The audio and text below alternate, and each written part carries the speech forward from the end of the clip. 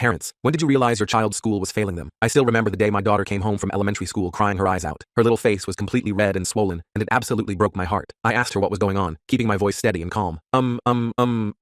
This continued for a few minutes. My daughter has a speech impediment, so this was nothing new, but still, her stuttering was lasting longer than usual, which made me immediately suspicious. After 10 minutes, she finally said enough for me to make out what was going on. Well, kinda. I knew it was something about her teacher, and the class laughing at her. It was enough for me to be filled with rage. In front of her, I kept my cool and used my usual dad trick. I grabbed a piece of paper, scribbled a world's coolest daughter certificate onto it, and handed it to her. Through her tears, she started giggling, and finished her evening with a bath and Body Works bath bomb. The next day, after I dropped her off, I waited in the car park. After 20 minutes had passed, I sneaked into her elementary school and stood outside the door of her classroom. I honestly had no idea what I was doing, or what exactly I was looking for. I just knew I needed to do something, and after just a few minutes, I got my answer. The teacher asked the class a question, and my daughter's hand shot right up. A feeling of pride filled my veins, but that was soon replaced with rage.